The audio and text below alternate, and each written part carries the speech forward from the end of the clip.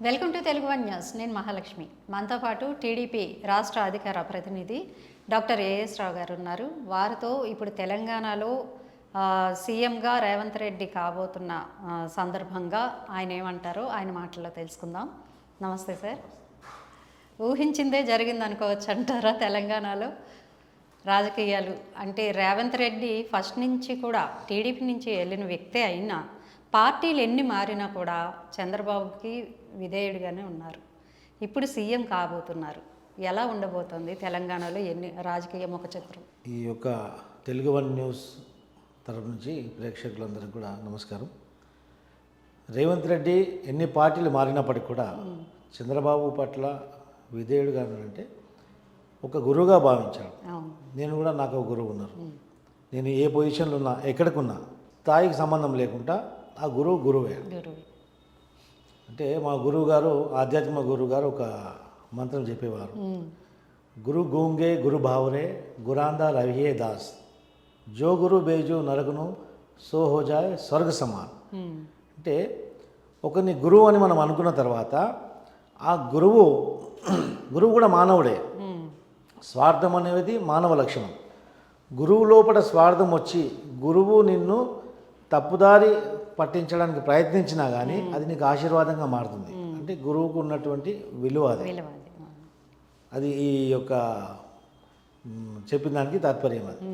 So Revanth Reddy గారు అంచెలంచెలుగా తెలుగుదేశం పార్టీలో ఆయన యొక్క దూకుడు స్వభావానికి తెలుగుదేశం పార్టీ అధినాయకుడు మా నాయకుడు చంద్రబాబు నాయుడు గారు వారికి పదవులు ఇచ్చుకుంటూ ప్రోత్సహించారు. దానికి ప్రతిఫలమే ఈరోజు ఇక్కడ పార్టీ నుంచి వెళ్ళి అక్కడ కాంగ్రెస్కి వెళ్ళిన తర్వాత కాంగ్రెస్లో కూడా అదే దూకుడు వైఖరి అని ఒక భాషలో పక్కకు పెడితే ఆయన యొక్క అంటే నిక్కసితనం, ఖచ్చితత్వం, ఒక అన్యాయాన్ని ఎదుర్కోవాలి అని చెప్పేసి ఒక నిక్కసితనం, ఒక అగ్రెసివ్నెస్ అది ఆయనకు చాలా తోడ్పడేది. ఆ అగ్రెసివ్నెస్ అనేది ఒక రాజకీయ నాయకుడికి చాలా ఇంపార్టెంట్. ఆ అగ్రెసివ్నెస్ అందరూ చేయలేరు. చేసిన వాళ్ళు అగ్రెసివ్నెస్తో మనం ఒక రాజకీయాలు చేసినప్పుడు అనేకమైనటువంటి ఇబ్బందులు ఎదుర్కోవచ్చు వస్తుంది. మీరు చూసారు రేవంత్ రెడ్డి ఎన్ని ఇబ్బందులు ఎదుర్కొన్నారు, ఎన్ని ఆరోపణలు ఎదుర్కొన్నప్పటికి కూడా ఏ రోజు కూడా తన లక్ష్యాన్ని మరవలేదు. ఆయన అలు పెరగకుండా అనిత్యం ప్రజల పక్షాన పోరాటం చేసింది. కాబట్టి ప్రజల పక్షాన ఏ నాయకుడు పోరాటం చేసినా ఏదో ఒక రోజు ఆయన గమ్యం చేరడం ఖాయం, ప్రజల్లో గుర్తింపు రావడం ఖాయం. అదే గుర్తింపు ఈరోజు రేవంత్ రెడ్డికి వచ్చిందని నేను అనుకుంటున్నాను. అలాగే అంటే కాంగ్రెస్ ఇట్లా గెలవగానే గాంధీ భవన్లో నేను స్వయంగా చూశాను. కాంగ్రెస్ గెలుపులో తెలుగుదేశం జెండాలు ఎగరడానికి కారణం ఏంటంటారు? అసలు కాంగ్రెస్ గెలుపు వెనుక తెలుగుదేశం హస్తం ఉందంటున్నారు. దీనికి మీరేమంటారు? అదేం లేదు, కాంగ్రెస్ వెనుక తెలుగుదేశం జెండాలని కాదు. తెలుగుదేశం పార్టీ కాంటెస్ట్లు చేయలేదు లాస్ట్ టైం. ఎందుకంటే మా దగ్గర ఒక దుర్మార్గుడు ఉండే, ఐరన్ లెగ్ ఉండే. ఆ శనిగ్రహం అనేది ఇప్పుడు చూడండి, ఇప్పుడు ఆ శనిగ్రహం బీఆర్ఎస్కు ట్రాన్స్ఫర్ అయింది. ఆ బీఆర్ఎస్ నాశనం అయిపోయింది. ఆ శనిగ్రహం ప్రభావం చూడండి. 45 సంవత్సరాల రాజకీయ చరిత్రలో మా నాయకుడికి ఎప్పుడు జైల్లో పెట్టలే. అతడు రావడం, మా నాయకుడు జైలుకు పోవడం, ఇప్పుడు ఆయన అక్కడ పోవడం, ప్రభుత్వం పడిపోవడం, అతి త్వరలోనే కేటీఆర్ జైలుకు పోవడం ఖాయం. ఆ శనిగ్రహం ప్రభావం. జైలుకి దేనికి వెళ్ళవలసి వస్తుంది అంటారు? అనేకమైనటువంటి నేను చెప్తాను ఇప్పుడు, అనేకమైనటువంటి స్కామేశ్వరం అలియాస్ కాళేశ్వరం, మిషన్ భగీరథ, 111 జియో, ఇలా అనేక కార్యక్రమాలు ఉన్నాయి. ఇప్పుడు ఈరోజు మద్రాస్ నగరం న్యూస్లో చూస్తున్నారు, వరదలు వచ్చినాయి. 2 రోజులే వరదలు వచ్చినాయి, 2 రోజులే వర్షం వచ్చింది.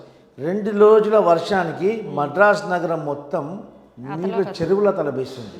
దీనికి కారణం ఏంటి? వాగులు, వంకలు, చెరువులన్నీ కబ్జాలు చేయడం.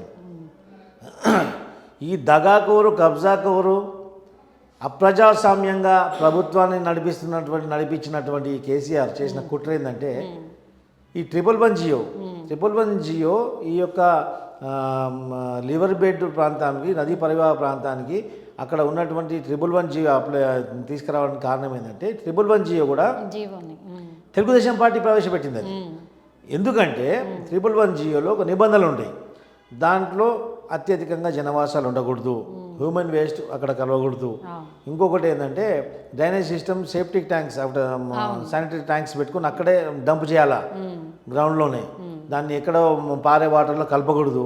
ఇంకొకటి ఏంటంటే పెస్టిసైడ్స్ పిచికారీ చేసేటువంటి పంటలు, మిర్చి కానీ పత్తి కానీ అలాంటి పంటలు అక్కడ వేయదు. ఎందుకంటే అలాంటి పంటలు అక్కడ వేస్తే ఆ యొక్క వాతావరణం కలుషితమై అక్కడ ఉన్నటువంటి నీరు త్రాగునీటికి ఉపయోగిస్తాం కాబట్టి ఆ యొక్క జంట జలాశయాలు కలుషితమైతే కాబట్టి 111 అనేది ఇంప్లిమెంట్ చేశారు. ఒక వాతావరణాన్ని, ఒక ఎన్విరాన్మెంటల్ దృష్టి పెట్టుకొని, భవిష్యత్తును దృష్టిలో పెట్టుకొని 111 తీసుకొచ్చారు. ఈ దుష్టుడికి, దుర్మార్గుడికి, ఈ దుర్యోధన పాలన చేసినటువంటి కేసీఆర్కి అవన్నీ పట్టవు కదా. అక్రమంగా లక్షల ఎకరాలు, వేల ఎకరాలు ఆ 111 కొనేయడం జరిగింది. కొనేసి ఈ యొక్క జంట జలాశయాల యొక్క రిజర్వాయర్లు, ఆ డ్యాంపులకు ఉన్నటువంటి గేట్లు కూడా మెయింటెనెన్స్ చేయకుండా, పట్టించుకోకుండా వదిలేసారు. ఈరోజు వరదలు వస్తే గేట్లు ఎక్కట్లేదు, గేట్లు మెయింటెనెన్స్ లేవు, వాంటెడ్లీ. రేపు ఎవరైనా కోర్టుకు వెళ్ళినా ఎక్కడ వెళ్ళినా ఆ జంట జలాశయం నుంచి మేము నీళ్ళు వాడట్లేదు, ఆ నీళ్ళు మాకు అవసరం లేదని చెప్పేసి ఒక ప్రలోభ పెట్టడానికి గోదావరి నీళ్లు ఇక్కడ మళ్లించి ఈ నగరానికి వేయడం జరిగింది. ఆ తర్వాత ఈ యొక్క ప్రతిపక్షాలు కానీ ప్రజలు కానీ తిరగబడకుండా ప్రతి ఇంటికి 20,000 లీటర్లు నేను ఫ్రీగా ఇస్తున్నానని చెప్పేసి వాంటెడ్లీ బలవంతంగా ఫ్రీ వాటర్ సప్లై చేస్తుంటారు. గ్రేటర్ హైదరాబాద్లో ఫ్రీ వాటర్ సప్లై చేస్తే మాకు వాటర్ వస్తుంది కానీ ప్రజలు తిరగబడరు, వ్యతిరేకత ఉండదని చెప్పేసి ఆ యొక్క కుట్రతోటే ఈ ఫ్రీగా వాటర్ ఇవ్వడం జరిగింది. రేపు ఈ యొక్క 111 ఎత్తేస్తున్నా అని చెప్పేసి ప్రకటించాడు. 111 ఎత్తేస్తే ఏమవుతుందంటే అక్కడ అప్పలంగా ఇల్లు వస్తాయి. ఎందుకంటే ఇది 111 అనేది ఇప్పుడు ఇంత విస్తీర్ణంగా పెరిగినటువంటి హైదరాబాద్కి 111 సెంటర్గా వచ్చేస్తుంది. 111 పరిధి దాటితే ఒక 5 కిలోమీటర్లలోనే అత్యంత విలువైనటువంటి కోకాపేట కానీ అలాంటి ల్యాండ్స్ ఉన్నాయి.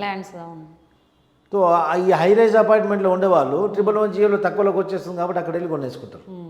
ఇప్పుడు కొనే అవకాశం కూడా లేదు, ఈ కబ్జా కవర్లే కొనేశారు మొత్తం. ఆ 111 రేపు 111 ఎత్తేస్తే ఈరోజు 5,000 10,000 గజానికి కొన్న భూములు రేపు లక్షలకు అయిపోతాయి. తన దళారులకు, తన నాయకులకు, తన బంధువులకు, మిత్రులకు అప్పగించినటువంటి ల్యాండ్ వాళ్లకు మేలు చేకూర్చడానికి, ఈ యొక్క పరివాహాన్ని మొత్తం ఎన్వైరన్మెంటల్ పొల్యూట్ చేయడానికి ఆయన కంకణం కట్టుకున్నాడు. ఈరోజు మద్రాసులో చూడండి మునిగిపోయింది, ఇట్లా నదులు కబ్జాలు చేయడం వల్ల మునిగిపోయింది. రేపు హైదరాబాద్ కూడా మునిగిపోతుంది. ఒకప్పుడు హైదరాబాద్ నగరంలో వరదలు వస్తే అందరూ ప్రజలు ఖాళీ చేసి బిర్లా మందిర్, ఆ గుట్ట ఉంది కదా, ఇప్పుడు బిర్లా మందిర్ లేకుండే ఆ గుట్టని, బహుశా ఇప్పుడు మీ వాళ్ళకి తెలియదు, పాత వాళ్ళకి మాకు తెలిసి మేము చిన్న ఉన్నప్పుడు ఆ గుట్టని నౌబత్ పాడ్ అనేది, నౌబత్ అంటే ఆపద నుంచి కాపాడింది కాబట్టి ఆ నౌబత్ ఆపద యొక్క గుట్ట అనమాట. అంటే నౌబత్ పాడ్. మీరు ఒక 50 సంవత్సరాలు ఉన్న వ్యక్తిని, ఎవరన్నా హైదరాబాద్ స్థానికంగా ఉన్న వ్యక్తిని ఆ గుట్టని ఏమంటారు, నౌబత్ పాడ్ అంటారు. అది నౌబత్ పాడ్ అనమాట. సో ఒకప్పుడు అందరూ హైదరాబాద్ వాసులందరూ ఆ గుట్ట మీద ఎక్కి ప్రాణాలు కాపాడుకున్నారు. ఆ తర్వాత మోక్షగుండం విశ్వేశ్వరయ్య ద్వారా ఆ యొక్క బ్రిడ్జ్ నిర్మాణము, ఆ యొక్క డ్యామ్ నిర్మాణం జరిగింది కాబట్టి అప్పటి నుంచి ఇప్పటి వరకు వరద వచ్చే సూచన కానీ, వరద వచ్చే దాఖలాలు కానీ హైదరాబాద్ నగరానికి లేవు. ఈ దుర్మార్గుడు మళ్ళీ ఆ జంట జలాశయాలు కబ్జాలు చేసి 111 ఎత్తేస్తే మాత్రం ఖచ్చితంగా హైదరాబాద్ నగరం చెన్నై లాగా మారుతుంది. ఈ యొక్క దుర్మార్గం చేశాడు. అదే కాకుండా 1,30,000 కోట్లు స్కామేశ్వరం చేశాడు. బొగ్గు నిక్షేపాలు ఉన్న దగ్గర పిల్లర్లు కట్టేసి బ్రిడ్జ్ చేశారు. ఈ పాపం కేంద్ర ప్రభుత్వానికి కూడా తగులుతుంది. అంటే ఈ కేంద్ర ప్రభుత్వం నిధులు కూడా దాంట్లో ఉన్నాయి. కేంద్ర ప్రభుత్వం ద్వారా కూడా నిధులు వచ్చినాయి. కేంద్ర ప్రభుత్వం నిధులు విడుదల చేసినప్పుడు ఆ నిధులు సక్రమంగా వినియోగిస్తుండ్రా లేదా అని చెప్పేసి ఆ ప్రాజెక్ట్ రిపోర్టు మీకు ఇచ్చిన తర్వాత ఏ విధంగా పర్మిషన్స్ ఇస్తున్నారు, ఆ పర్మిషన్కి ఇచ్చిన ప్రకారంగా బ్రిడ్జ్ నిర్మాణం, డ్యామ్ నిర్మాణం అవుతుందా లేదా అని పర్యవేక్షణ చేయడానికి కేంద్ర ప్రభుత్వం బాధ్యత కాదా? ఆ బాధ్యత విస్మరించారు. ఈరోజు ప్రజలు, ఓటర్లు చాలా చైతన్యవంతులయ్యారు, అది తెలుసుకుర్రు. అందుకే బీఆర్ఎస్ వస్తాగా బీజేపీ కూడా ముట్టకాయలు వేసారు ఈరోజు. అది జరిగింది. లిక్కర్ కేసులో ఈరోజు చూడండి, ఈ డ్రగ్స్ కేసులో ఎంతమంది ప్రముఖులు సినీ రంగానికి సంబంధించిన వాళ్ళు ఆ డ్రగ్స్ కేసులో విచారణకు ఎదుర్కొన్నారు. ఏ ఒక్కటి బయటికి రాలే, ఏ ఒక్కటి కూడా ఇప్పటిదాకా బయటికి రాలే.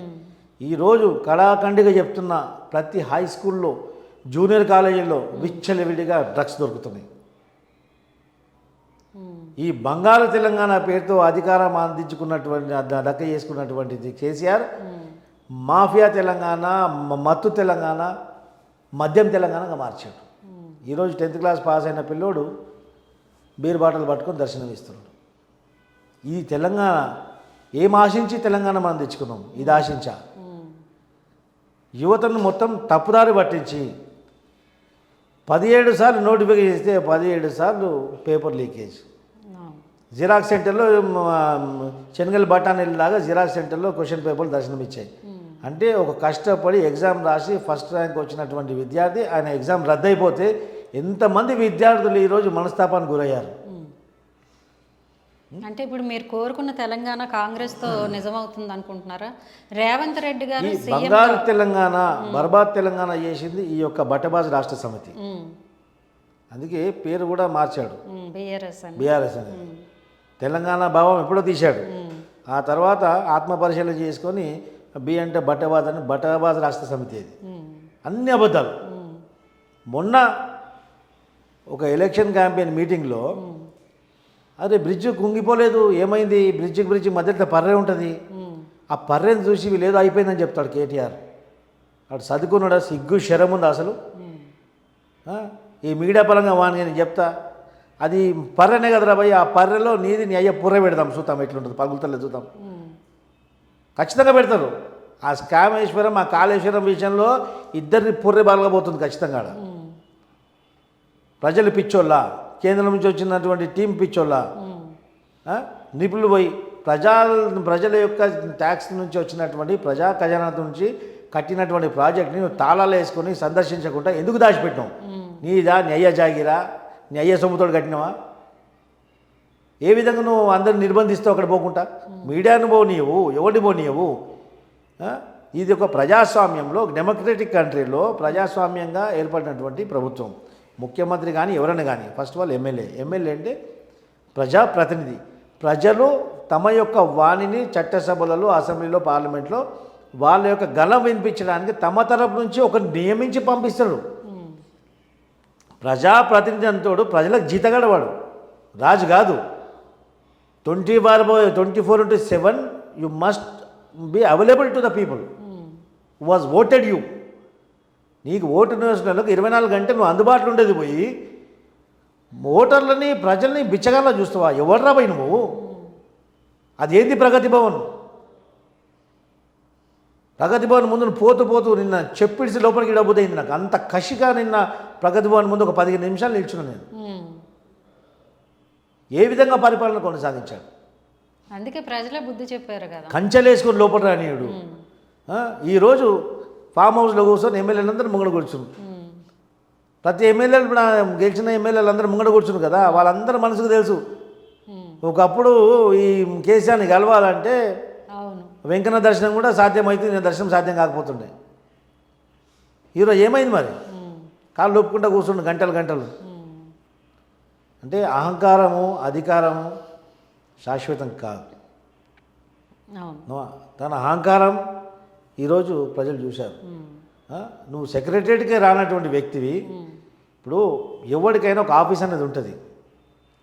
ఇప్పుడు యుఎస్ ప్రెసిడెంట్, అమెరికా ప్రెసిడెంట్, ఒక వైట్ హౌస్. అమెరికా ప్రెసిడెంట్ నేను చెట్ల కింద, గుట్ల కింద, ఏదో బార్లో, ఏదో క్యాఫ్లో కూర్చొని, కాఫ్టేరియాలో కూర్చొని నేను పని చేస్తున్నా కదా, నేను వైట్ హౌస్ రావాల్సిన అవసరం ఏంటంటే?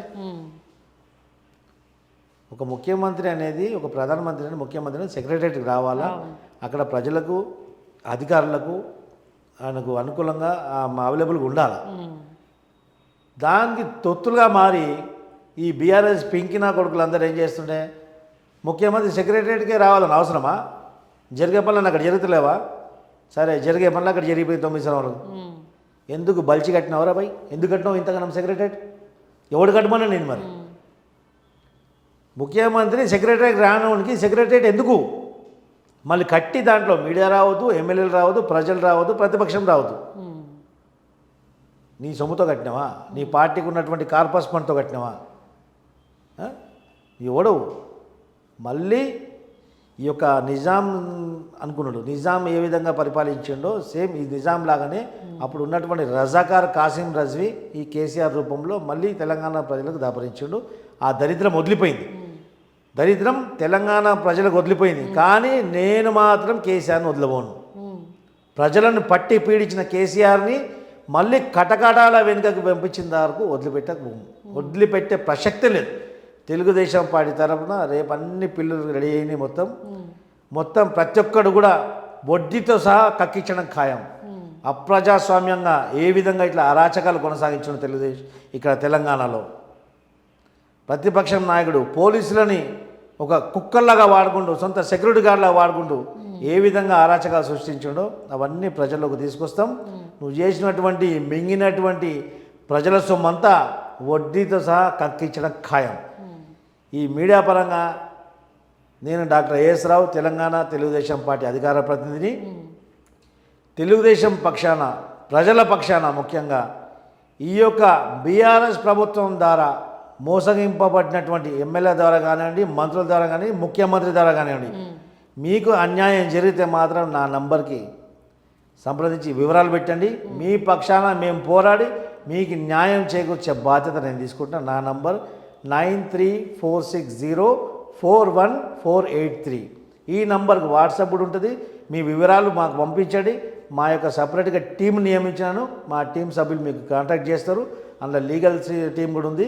ఖచ్చితంగా ఈ యొక్క తెలంగాణ యొక్క పేద ప్రజల సొమ్ము మింగినటువంటి కేసీఆర్ని వడ్డీతో సహా కక్కించి కటకడాలుగా కూర్చోబెట్టేంత వరకు చైన్గా నిద్రపోయే ప్రసక్తి ఉండదు.